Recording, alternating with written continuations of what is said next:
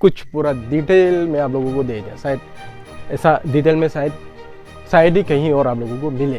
तो यही वीडियो में आप लोगों को पूरा का पूरा डिटेल वो वैल्यू एडेड मेथड का फॉर्मूला मैं नया वीडियो लेके आपके सामने आया हूँ। डियर स्टूडेंट्स, आई होप आप सभी लोग अच्छे होंगे। तो आज का टॉपिक बहुत मज़ेदार होने वाला है। It will be very interesting. Why? ये टॉपिक में ज़्यादातर बच्चों को यही टॉपिक में, इकोनॉमिक्स में यही टॉपिक पे ज़्यादा प्रॉब्लम आता है। स्पेशली जो नेशनल इनकम अकाउंटिंग के जो न्यूमेरिकल्स होते हैं उसी में सबसे ज़्यादा प्रॉब्लम्स बच्चों में आता है। तो आज के वीडियो में हम लोग यही डिस्कस करेंगे कि जो मेथड्स है, जिसे आप लोग देख सकते हैं हमें लिखा हुआ है topic, methods of calculating national income. तो ये टॉपिक में मैं आप लोगों को ऐसा टेक्निक में सिखाऊंगा जो टेक्निक का हेल्प से हम लोग जैसे टाइप्स के भी हो नेशनल इनकम के न्यूमेरिकल्स आप आराम से सॉल्व कर सकते हैं। टोटल 3 मेथड्स हैं नेशनल इनकम अकाउंटिंग के, वैल्यू एडेड मेथड या तो प्रोडक्ट मेथड, इनकम मेथड और एक्सपेंडिचर मेथड। तो हम लोग क्या करेंगे, हम लोग एक एक मेथड्स को डिटेल में डिस्कस करेंगे। आज के क्लास में हम लोग डिस्कस करेंगे पहला जो मेथड है वैल्यू एडेड मेथड। जो सबसे पहला मेथड है वैल्यू एडेड मेथड। तो ये मेथड में जब हम लोग नेशनल इनकम कैलकुलेशन करते हैं तो हम लोग क्या लेते हैं, जो at each stage of production जो वैल्यू ऐड होता है प्रोडक्ट का ऊपर में, तो वही वैल्यू एडेड को हम लोग क्या करते हैं, जोड़ते हैं। तो जो भी टोटल हम लोगों का आ जाता है वो होता है हम लोगों का नेशनल इनकम का वैल्यू। तो ये टॉपिक में हम लोगों को सबसे पहले हम लोग, अभी तो आप लोगों को पता चल ही गया होगा कि वैल्यू एडेड मेथड में क्या किया जाता है, ये वैल्यू एडेड को ऐड किया जाता है। ठीक है, फिर सबसे पहले हम लोगों को देखना होगा, इसका सबसे पहले फार्मूला देखना होगा कि वैल्यू एडेड मेथड से नेशनल इनकम अगर हम लोगों को कैलकुलेशन करना है तो सबसे पहले हम लोगों को फार्मूला जानना ज़रूरी है। फिर फार्मूला का हम लोग हर एक जो आइटम्स होगा फार्मूला का, सभी के सभी आइटम्स को हम लोग डिटेल में डिस्कस करेंगे। तो शुरू करते हैं आज का ये क्लास। तो सबसे पहला मेथड है वैल्यू एडेड मेथड। तो यहाँ में देखिए वैल्यू एडेड मेथड में जैसे हम लोगों ने लास्ट क्लास में टोटल 8 एग्रीगेट्स के बारे में हम लोग डिस्कस किए थे। तो आई होप आप लोगों ने रिमेनिंग 7 एग्रीगेट्स के फॉर्मूला भी आप लोगों ने बनाए होंगे, प्रैक्टिस किए होंगे। तो अभी वही एग्रीगेट्स अभी यहाँ में काम देने वाला है। ठीक है, तो देखिए ये जो वैल्यू एडेड मेथड है, वैल्यू एडेड मेथड का जितने भी आइटम्स होंगे तो वो आइटम्स को जोड़ के जो डायरेक्ट जो एग्रीगेट हम लोगों को मिलता है वो होता है जीडीपी एट मार्केट प्राइस। कौन सा एग्रीगेट मिलता है, ये वैल्यू एडेड मेथड से कौन सा एग्रीगेट मिलेगा, जीडीपी एट मार्केट प्राइस। यही एग्रीगेट हम लोगों को मिलता है ये मेथड से, जीडीपी एट मार्केट प्राइस सबसे पहला एग्रीगेट। तो अभी हम लोगों को देखना है, अभी अगर ये वैल्यू एडेड मेथड से डायरेक्ट मेथड हम लोगों को क्या मिलता है, जीडीपी एट मार्केट प्राइस। तो अभी GDP at market price equal, अभी वैल्यू एडेड मेथड से जीडीपी एट मार्केट प्राइस हम लोग कैसे फाइंड आउट करें। तो दैट मीन्स हम लोगों को क्या चाहिए, जीडीपी एट मार्केट प्राइस का फॉर्मूला चाहिए। कौन सा मेथड से, वैल्यू एडेड मेथड से। तो अभी देखते हैं मार्केट प्राइस इक्वल क्या होता है वैल्यू एडेड मेथड से। ये सबसे इंपॉर्टेंट है। अगर वंस हम लोगों ने जीडीपी एट मार्केट प्राइस का वैल्यू फाइंड आउट कर लिए तो रिमेनिंग जो हम लोगों का फाइनल आंसर हम लोगों को निकालना है तो बहुत इजी तरीके से हम लोग उसका आंसर निकाल सकते हैं। तो अभी सबसे पहले हम लोग का फोकस रहेगा GDP at market price equal क्या होता है वैल्यू एडेड मेथड से। तो GDP at market price will be equal to क्या होता है, value of output, value of output minus intermediate consumption,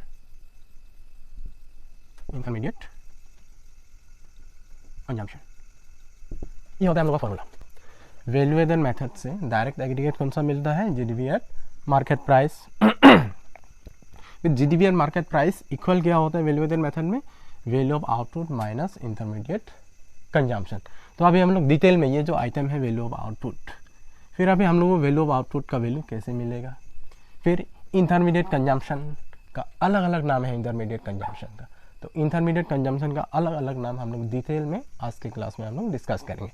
तो सबसे पहले हम लोग फोकस करते हैं वैल्यू ऑफ आउटपुट में। Value of output short form में इसको बोला जाता है VO, वैल्यू ऑफ आउटपुट। तो वैल्यू ऑफ आउटपुट इक्वल क्या होता है, सबसे पहला होता है sales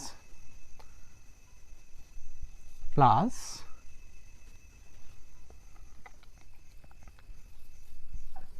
self consumption of goods, फिर आता है plus change in stock, change in stock ये होता है। तो अभी देखिए ध्यान से देखिए, वैल्यू ऑफ आउटपुट इक्वल क्या होता है, sales plus self consumption of goods plus change in stock. ये वैल्यू ऑफ आउटपुट में ये तीन आइटम्स होता है, sales, self consumption of goods और चेंज इन स्टॉक। तो अगेन अभी हम लोगों को देखना होगा कि ये सेल्स अगेन अलग अलग पार्ट में डिवाइड हो जाता है सेल्स। तो again sales will be equal क्या होगा, सेल्स, क्योंकि हम लोग जब भी हम लोग सेल करते हैं हम लोगों का प्रोडक्ट, सिर्फ हम लोग अपना कंट्री के अंदर में सेल नहीं करते हैं, इनफैक्ट हम लोग अब्रॉड में भी सेल करते हैं, दैट इज एक्सपोर्ट करते हैं हम लोग, दैट इज डोमेस्टिकली जो भी सेल करते हैं और हम लोग जो एक्सपोर्ट करते हैं तो एक्सपोर्ट भी हम लोगों का ही सेल होता है। That means sales will be equal to domestic sales plus export. आया, समझ में आया? सेल्स का वैल्यू हम लोगों को कैसे मिलेगा, डोमेस्टिक सेल्स प्लस एक्सपोर्ट। तो अभी जो सेल्स होता है इन जनरल, अभी सेल्स कैसे मिलता है, अभी अगर क्वेश्चन में आइटम्स है डोमेस्टिक सेल्स है एक्सपोर्ट है तो दोनों को प्लस करके सेल्स मिल जाएगा। फिर और एक तरीका है सेल्स निकलना, वो क्वेश्चन में क्या आइटम्स दिया हुआ है वो क्वेश्चन का ऊपर में डिपेंड करेगा कि कैसे लिखना। अभी सेल्स और हम लोगों को कैसे मिल सकता है, सेल्स कैसे मिलेगा, प्राइस इनटू क्वांटिटी। अगर हम लोग प्राइस और क्वांटिटी को अगर मल्टीप्लाई करेंगे तो उससे भी हम लोगों को क्या मिलेगा, सेल्स मिलेगा। अब समझ में, वो डिपेंड करेगा कि क्वेश्चन में प्राइस और क्वांटिटी दिया है कि क्वेश्चन में डोमेस्टिक सेल्स और एक्सपोर्ट दिया हुआ है। ठीक है, ये क्लियर हो गया सेल्स का बारे में। फिर सेल्फ कंजम्पशन ऑफ गुड्स, तो अभी यहाँ में देखना है कि production of goods for self consumption, इसको ऐड किया जाए, क्योंकि गुड्स अगर होता है तो इसका मार्केट वैल्यू को हम लोग फाइंड आउट कर सकते हैं। जो गुड्स है हम लोग सेल्फ कंजम्पशन के लिए जो गुड्स हम लोग यूज़ करते हैं। फिर उसके बाद आता है change in stock. Change in stock तो मालूम ही आप लोगों को, चेंज इन स्टॉक इक्वल क्या होता है, change in stock equal closing stock minus opening stock. अगर हम लोग करते हैं तो हम लोगों को क्या मिल जाता है, चेंज इन स्टॉक। ठीक है, तो अभी ये जो वैल्यू ऑफ आउटपुट है, मतलब टोटल हम लोगों का काउंट 3 में एक साल के अंदर में कितना हम लोगों ने आउटपुट प्रोड्यूस किए, तो वो आउटपुट का वैल्यू को ही बोला जाता है वैल्यू ऑफ आउटपुट। तो अभी वैल्यू ऑफ आउटपुट कैसे मिलेगा हम लोगों को, ऑब्वियसली सेल्स एक तो है, मैं आप लोगों को एग्जाम्पल देता हूँ। क्यों वैल्यू ऑफ आउटपुट में ये 3 कंपोनेंट्स आता है, that is sales, self consumption of goods और चेंज इन। और एक बात हमेशा याद रखना है, इसमें सिर्फ सेल्फ कंजम्पशन ऑफ गुड्स को ही ऐड करना है, लेकिन अगर सेल्फ कंजम्पशन ऑफ सर्विस हुआ तो उसको हम लोग ऐड नहीं करेंगे। क्यों ऐड नहीं करेंगे बोलने से, क्योंकि सेल्फ जो सर्विस होते हैं तो सेल्फ सर्विस का मार्केट वैल्यूएशन नहीं हो सकता, तो इसलिए हम लोग ऐड नहीं करते सेल्फ कंजम्पशन ऑफ सर्विस, हम लोग सिर्फ ऐड करते हैं सेल्फ कंजम्पशन ऑफ गुड्स। हमेशा याद रखना ये बात को। फिर अभी क्यों ये 3 कंपोनेंट्स होते हैं वैल्यू आउटपुट में, देखिए फॉर एग्जांपल, जैसे एक सिंपल सा एक आप लोगों को एक मैं एग्जांपल देता हूँ। जैसे कि 100 क्विंटल 100 क्विंटल राइस का टोटल प्रोडक्शन होता है, ठीक है। तो ये 100 क्विंटल में से फॉर एग्जांपल जो फार्मर जो ये 100 क्विंटल राइस का प्रोडक्शन करेगा, वो फार्मर क्या करता है, फॉर एग्जांपल वो मार्केट में जाके सेल करता है। फॉर कितना का सेल कितना का कर sale for example 50 quintal sale करता है। और हम लोग इसका प्राइस भी ले लेते हैं। फॉर एग्जांपल अगर 1 क्विंटल का दाम for example 1 quintal will be equal to ₹10 पर quintal, just for example, okay। 100 quintal rice, it is the quantity and this is the price, and what will be its value of output, that is price into quantity, that is 100 into 10 will be equal to value of output will be how much, that is ₹1000 will be the value of output, okay। and for example if farmer sells 50 quintal in the market and remaining कितना रह जाता है और 50 quintal रह जाता है। For example obviously अगर farmer 100 quintal अगर राइस का प्रोडक्शन किया है, तो अगर मार्केट में जाके 50 क्विंटल सेल करता है तो अपने लिए भी तो रखना होगा, है ना। तो ऐसा नहीं कि मतलब पूरा का पूरा जितना भी है सबको सेल कर दिया और खुद भूखा रह गया, ऐसा तो हो नहीं सकता। ऑब्वियसली अपने लिए कुछ तो रखना होगा। फॉर एग्जाम्पल वो अपना सेल्फ कंजम्पशन के लिए रखता है, फॉर एग्जाम्पल 40 क्विंटल रखता है सेल्फ कंजम्पशन के लिए। तो अभी रह गया कितना क्विंटल, 10 क्विंटल। ऑब्वियसली वो अनसोल्ड है, वो कहाँ में रहेगा, अनसोल्ड है तो वो कहाँ में जाएगा, स्टॉक में जाएगा। कहाँ में जाएगा, स्टॉक। तो वो होता है change in stock. For example वो हमें 10। तो अभी टोटल हम लोगों का कितना होता है, यही वैल्यू है आउटपुट, दैट इज 50 + 40 + 10 कितना होता है 100। तो अभी इन लोगों का अगर वैल्यूएशन करते हैं तो इंटू 10 अगर होता है तो ये कितना होगा, ये sorry into 10 will be equal to 500, so into 10 will be equal to 400 and 10 into 10 will be equal to 100. So its total value of output will be ₹1000, same this one and this one. So because of that reason the value of output has these 3 components. क्या क्या है, sales, self consumption of goods और change in stock. आया बात समझ में। ये पूरा ये जो सेक्शन है पूरा वैल्यू ऑफ आउटपुट हम लोगों को कैसे मिलता है, याद रहेगा। तो याद रखना है सबसे पहले GDP and market price equal value of output minus intermediate consumption होता है। अभी वैल्यू ऑफ आउटपुट इक्वल क्या होगा, यहाँ में सबसे पहला कंपोनेंट होता है sales plus self consumption of goods plus change in stock. Again sales हम लोगों को कैसे मिलता है, सबसे पहला तो होता है प्राइस इंटू क्वान्टिटी, फिर उसके बाद क्या आएगा डोमेस्टिक सेल्स प्लस एक्सपोर्ट, फिर सेल्फ कंजम्पशन ऑफ गुड्स रहेगा, फिर उसके बाद चेंज इन स्टॉक कैसे मिलता है हम लोगों को, closing stock minus opening stock. That is अगर हम लोग क्लोजिंग स्टॉक से अगर हम लोग ओपनिंग स्टॉक अगर माइनस करते हैं तो हम लोगों को चेंज इन स्टॉक मिल जाता है। फिर नेक्स्ट अभी देखते हैं, ये अभी वैल्यू ऑफ आउटपुट कंप्लीट हो चुका है, ये वैल्यू ऑफ आउटपुट का सेक्शन कंप्लीट हो चुका है। आई होप आप लोगों को बहुत अच्छी तरीके से समझ में आया होगा ये वैल्यू ऑफ आउटपुट जो कंपोनेंट है, ठीक है।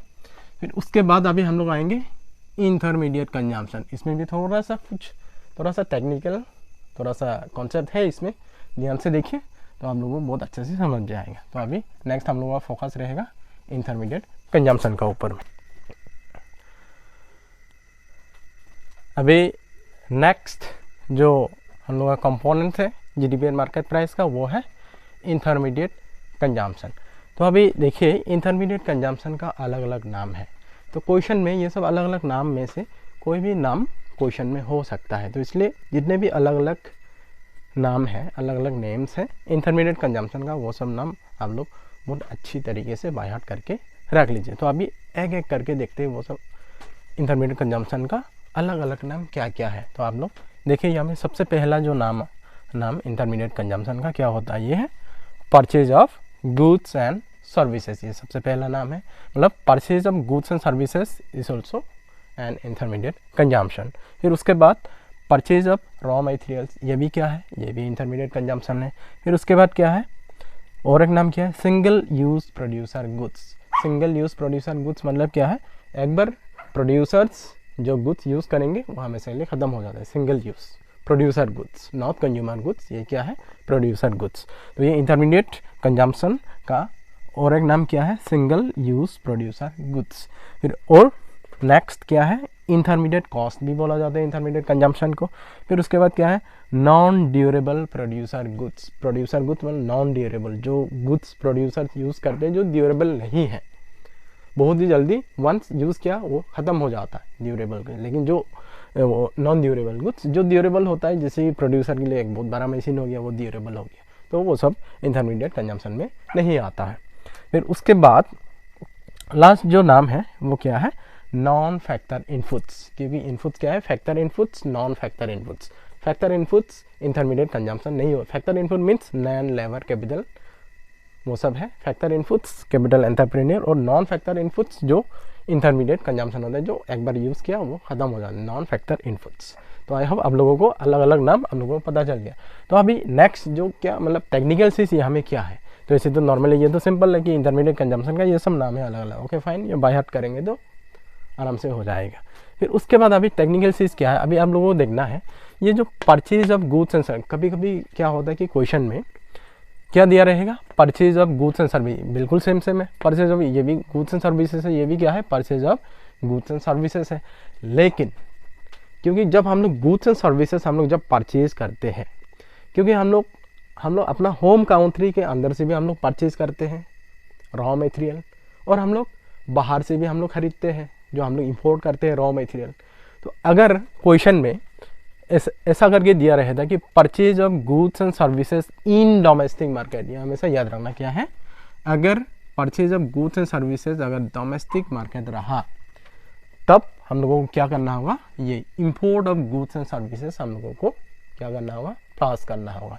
तो क्योंकि ये हम लोग का डोमेस्टिकली परचेस्ड रॉ मटेरियल है और ये फॉरेन काउंट्री से खरीदा हुआ रॉ मटेरियल है। दैट इज क्या है, purchase of goods and services from rest of the world, from abroad. जो भी खरीदते हैं उसको क्या बोला जाता है, import of goods and services.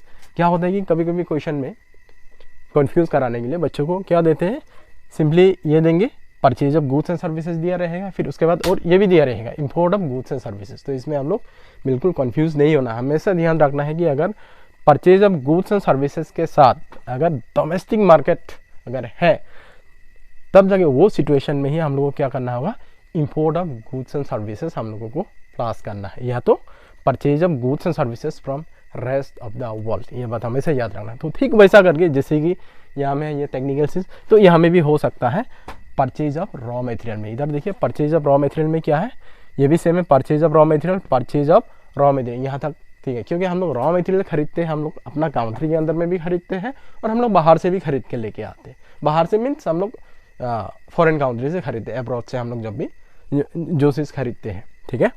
तो रॉ मटेरियल जो खरीदना मतलब से हम लोग काउंट्री के अंदर से नहीं, बाहर से भी हम लोग खरीदते हैं। तो इसलिए क्या है, अगर यहाँ में भी परचेज ऑफ रॉ मटेरियल में भी अगर रहता है कि डोमेस्टिक मार्केट अगर रहता है, purchase of raw material in domestic market, तो वो सिचुएशन में हम लोगों को क्या करना होगा, इंपोर्ट ऑफ रॉ मटेरियल, उसको हम लोगों को फ्लॉस करना होगा डोमेस्टिक मार्केट के साथ। तो फिर और इंपोर्ट ऑफ रॉ मटेरियल मतलब क्या है, purchase of raw materials from rest of the world. ये थोड़ा सा टेक्निकल है, ये चीज़ को हम लोग जरूर ध्यान रखिए जब भी आप लोग क्वेश्चन सॉल्व करते होंगे। ऑब्वियसली जब भी आप लोग क्वेश्चन सॉल्व करेंगे तो उस टाइम में ऐसे बहुत सारे आइटम्स, इंटरमीडिएट कंजम्पशन, बहुत सारे नाम हम लोग को मिल जाएगा। तो ये मतलब टेक्निकल से सिर्फ ये दो नामों में ही है, तो अलग में ये सिंपली ऐसे ही रहेगा, single use producer goods, intermediate cost और नॉन ड्यूरेबल प्रोड्यूसर गुड्स और नॉन फैक्टर इनपुट्स, ऐसा करके ही दिया रहेगा। फिर मेन चीज़ क्या है, इसमें आप लोगों को ध्यान रखना है, अगर याद रखना है, अगर डोमेस्टिक मार्केट अगर दिया रहता है, अगर डोमेस्टिक मार्केट दिया रहता है, तब जाके हम लोगों को क्या करना है, इंपोर्ट या तो from rest of the world जो परचेज हम लोग करते हैं उसको जोड़ना होता है। अगर डोमेस्टिक मार्केट नहीं दिया रहेगा, मान लो कि डोमेस्टिक मार्केट नहीं दिया है, सिंपली ये या तो ये नाम दिया रहेगा या तो ये नाम दिया रहेगा, तो वो सिचुएशन में हम लोगों को इंपोर्ट या तो जो रेस्ट ऑफ द वर्ल्ड हम लोग परचेज करते हैं उसको जोड़ना नहीं है। क्योंकि अगर डायरेक्ट अगर purchase of goods and services दिया है या तो परचेज ऑफ रॉ मटेरियल दिया है, इसका मतलब ये क्या है, दोनों इंक्लूडेड है, मतलब domestically purchase goods and services भी है और हम लोग एब्रॉड से जो हम लोग खरीदते हैं या तो जो इंपोर्ट करते हैं, दोनों मिलके ये होता है। समझ में आया होगा बहुत बढ़िया से, तो ध्यान रखिए ये सेक्शन में थोड़ा सा अच्छे से आप लोग जरूर ध्यान रखिए। फिर हम लोग ये तो हो गया इंटरमीडिएट कंजम्पशन। फिर हम लोग नेक्स्ट जो ये वैल्यू आउटपुट का जो सेक्शन है उसमें क्या क्या होता है, सेल्स है ना, सेल्स, सेल्फ कंजम्पशन और चेंज इन स्टॉक। अभी चेंज इन स्टॉक का भी अलग अलग नाम है। तो अभी हम लोग चेंज इन स्टॉक को डिस्कस करने से पहले मैं आप लोगों को याद दिला दूं कि चैनल को आप लोग सब्सक्राइब कीजिए ज़रूर, क्योंकि सब्सक्राइब करने में पैसा नहीं लगता है, बस एक उंगली तो दबाना है कि नहीं। बस आप लोग सब्सक्राइब का बटन को आप लोग दबाइए, बेल आइकन को दीजिए, ताकि नोटिफिकेशन जब भी नया वीडियो अपलोड होता है नोटिफिकेशन हम लोग को मिल जाए। तो अभी हम लोग नेक्स्ट मूव करते हैं, चेंज इन स्टॉक का अलग अलग नाम क्या क्या है, तो एकदम बढ़िया से हम लोगों को समझ में आएगा। ठीक है, तो अभी देखिए, अभी हम लोग चेंज इन स्टॉक को पूरा पोस्टमार्टम करेंगे, पूरा ऑपरेशन करेंगे चेंज इन स्टॉक का। ठीक है, तो जितने भी CBSE में बहुत सारे हम लोगों ने प्रीवियस ईयर्स के बहुत सारे क्वेश्चन पेपर्स हम लोगों ने देखे, तो वो सब क्वेश्चन पेपर को स्टडी करने के बाद हम लोगों को पता चला कि चेंज इन स्टॉक का अलग अलग नाम या तो चेंज इन स्टॉक कैसे पूछे जाते हैं एग्जाम में। तो वो सब पूरा का पूरा स्टडी करके मैं आप लोगों के सामने में ये जितना भी पॉइंट्स है चेंज इन स्टॉक से रिलेटेड मैं पूरा ये वीडियो में मैं आज आप लोगों को बताने जा रहा हूँ। अब ध्यान से देखिए, अभी देखिए, नॉर्मली हम लोगों को मालूम है change in stock short form है CIS। Change in stock will be equal to closing stock minus opening stock, short form में closing stock minus opening stock. ठीक है, फिर अभी देखिए चेंज इन स्टॉक का अलग अलग नाम क्या क्या है। तो सबसे पहला नाम है इन्वेंटरी इन्वेस्टमेंट। तो इन्वेंटरी इन्वेस्टमेंट्स मीन्स क्या है, वो भी क्या है, चेंज इन स्टॉक ही उसको कंसीडर किया जाता है, चेंज इन स्टॉक। ठीक है, फिर नेक्स्ट है addition to stock. Addition to stock या तो नेट एडिशन टू स्टॉक, तो ये भी क्या है, change in stock he consider किया जाता है, ये चेंज इन स्टॉक ही है। ठीक है, फिर उसके बाद और क्या है, change in inventory. Change in inventory वो भी क्या है, चेंज इन स्टॉक है। फिर उसके बाद और क्या है, और नेक्स्ट ये मैं आप लोग जो स्तर में देख रहे हैं ना, स्तर में देख रहे हैं क्या है, देखिए अनसोल्ड स्टॉक। कभी कभी क्वेश्चन में क्या रहेगा, अनसोल्ड स्टॉक। तो अनसोल्ड स्टॉक डायरेक्ट हम लोग चेंज इन स्टॉक उसको हम लोग कंसीडर नहीं कर सकते। ठीक है, अनसोल्ड स्टॉक क्या है हम लोगों का, उसको क्या है, अनसोल्ड स्टॉक मीन्स क्या है, वो क्लोजिंग स्टॉक ही क्या होता है, अनसोल्ड स्टॉक होता है। ये चीज़ को ध्यान रखिए। ठीक है, फिर उसके बाद नेक्स्ट क्या है, अगर क्वेश्चन में ऐसा करके दिया रहता है कि इफ डिक्रीज इन स्टॉक, अगर डिक्रीज इन स्टॉक दिया हुआ है क्वेश्चन में, अगर डिक्रीज इन स्टॉक अगर दिया हुआ है then it will be deducted. अगर डिक्रीज इन स्टॉक दिया है, अगर उसका वैल्यू है पॉजिटिव में है तो डिडक्ट करना होगा। ठीक है ना, अगर डिक्रीज इन स्टॉक दिया हुआ है क्वेश्चन में तो वो जो वैल्यू होगा, वैल्यू को क्या करना होगा, हमें डिडक्ट करना होगा। ठीक है, फिर नेक्स्ट है इफ इंक्रीज, ये जरूर ध्यान रखें, decrease increase. If increase in stock is given, अगर इंक्रीज इन स्टॉक अगर दिया हुआ है then it will be added. अगर इंक्रीज इन स्टॉक हुआ तो वो डायरेक्ट क्या हो जाता है, स्टॉक बढ़ गया, तो दैट मीन्स हम लोगों को क्या करना होगा, वैल्यू को ऐड करना होगा हमें। ठीक है, ये बात को ध्यान रखिए। फिर उसके बाद और अभी ये थोड़ा सा टेक्निकल, ये जगह में बच्चों का बहुत ज़्यादा प्रॉब्लम आता है। आप देखिए इधर, excess of opening stock over closing stock. ठीक है, अगर क्वेश्चन में दिया रहता है कि excess of opening stock over closing stock, तो अभी हम लोग का फॉर्मूला देखिए, closing stock minus opening stock. तो इसमें क्या बोला जा रहा है कि एक्सेस ऑफ ओपनिंग, मतलब ओपनिंग स्टॉक का वैल्यू ज़्यादा है, क्लोजिंग स्टॉक का वैल्यू कम है। तो इसका मतलब क्या होगा, वैल्यू क्या होगा, वैल्यू को क्या करना होगा, डिडक्ट करना होगा। तो अभी फॉर एग्जाम्पल हमें देखिए, क्योंकि एक्सेस ऑफ ओपनिंग स्टॉक बोला गया ना, excess of opening, for example opening stock 30, फिर हमें क्लोजिंग स्टॉक 20, तो बेसिकली 20 माइनस 30 क्या होगा, -10। तो वैल्यू क्या है, माइनस में आएगा तो माइनस करना होगा। तो यही कारण होता है कि एक्सेस ऑफ ओपनिंग स्टॉक, ध्यान रखिए, opening stock over closing stock, excess of opening stock over closing stock अगर ऐसा होता है तो वैल्यू विल बी डिडक्टेड, हमेशा याद रखना। फिर नेक्स्ट है excess of closing stock over opening stock. अगर क्लोजिंग स्टॉक अगर ज़्यादा है ओपनिंग स्टॉक थी तो वो तो सिंपल है, हमें क्लियरली दिखाई दे रहा है कि क्लोजिंग स्टॉक बड़ा है, ओपनिंग स्टॉक कम है, तो वो वैल्यू क्या होगा, simply value will be added, value को सिंपली हम लोग को ऐड करना है। तो अगर ओपनिंग स्टॉक अगर क्लोजिंग स्टॉक से बड़ा होता है, एक्सेस होता है, तो उसका वैल्यू हम लोग को क्या करना होगा, डिडक्ट करना होगा। ये बात हमेशा ध्यान रखना। तो अगर ये पूरा का पूरा पॉइंट्स अगर आप लोगों ने बायहार्ट कर लिया, अगर याद कर लिया, तो एकदम ये वैल्यू एडन मेथड का जितने भी न्यूमेरिकल्स हैं, न्यूमेरिकल सॉल्व करने में कोई प्रॉब्लम नहीं आएगा। आई गारंटी के साथ मैं बोल रहा हूँ कि कोई प्रॉब्लम नहीं आएगा। बस आप लोगों को थोड़ा सा प्रैक्टिस करना होगा। आप लोग लिख लिख के प्रैक्टिस कीजिए, बाय हार्ट कीजिए। याद रखिए जब भी आप लोग न्यूमेरिकल क्वेश्चन करेंगे तो ये जितना भी फॉर्मूला मैंने लिखा के दिया आप लोग सामने में रखिए, न्यूमेरिकल क्वेश्चन को रखिए, तो ये सब का हेल्प ले लेके आप लोग एकदम आराम से न्यूमेरिकल क्वेश्चन को आप लोग सॉल्व कर सकते हैं। ठीक है, फिर अभी ये जो पहला मेथड है जीडीपीएल मार्केट, ये सॉरी वैल्यू एडन मेथड है, जो पहला मेथड है हम लोगों का, तो जितना भी रिक्वायरमेंट है फार्मूला से रिलेटेड जितने भी आइटम्स है मैंने सब कुछ पूरा डिटेल में आप लोगों को दे दिया। शायद ऐसा डिटेल में शायद ही कहीं और आप लोगों को मिले। तो यही वीडियो में आप लोगों को पूरा का पूरा डिटेल वैल्यू एडन मेथड का फार्मूला मैंने आप लोगों को दिया।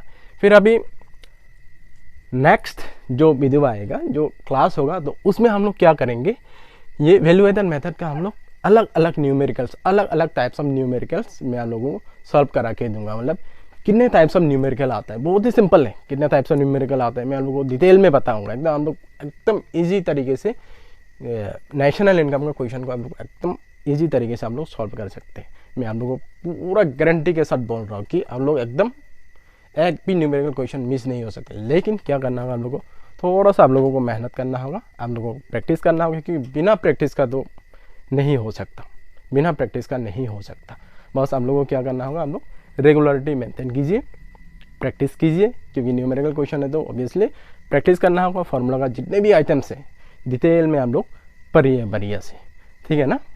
तो आज का क्लास में यहीं तक है। हम लोग नेक्स्ट क्लास में यही सेम वैल्यू एडन मेथड का हम लोग न्यूमेरिकल क्वेश्चन स्टार्ट करेंगे।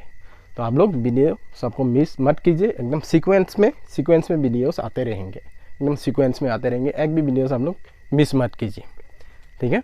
और एट लास्ट मैं आप लोगों को फिर से एक बार रिक्वेस्ट कर रहा हूँ, प्लीज़ सब्सक्राइब कीजिए, लाइक कीजिए, कमेंट कीजिए और शेयर कीजिए, ताकि ऑल ओवर इंडिया जितने भी स्टूडेंट्स हैं इकोनॉमिक्स से जो क्लास 12 के सीबीएसई बोर्ड एग्जाम देने जाते हैं, कि उन लोगों को मतलब मैक्सिमम बेनिफिट्स मिले। तो ये जो टेक्निक्स में जो सिखाने जाऊंगा नेक्स्ट जो क्लास में, आप लोगों को बहुत मज़ा आएगा, ऐसा लगेगा। लेकिन पहले तो शायद आप लोगों को बहुत ताप लगता था होगा, लेकिन अभी जैसे ये पूरा कंप्लीट हो जाता है ये फार्मूला के बाद, जैसे मैं न्यूमेरिकल स्टार्ट करूँगा, जो टेक्निक में सिखाऊंगा, तो आप लोगों को यूँ ही लगेगा ये तो बहुत ही सिंपल है न्यूमेरिकल क्वेश्चन सॉल्व करना। जो पहले जो स्टूडेंट्स को बहुत ताप लग रहा था ना, तो मेरा ये वीडियोस देखने के बाद आप लोगों को बहुत ही ईजी होगा, ठीक है। तो आज का क्लास में इतना ही है, टाटा।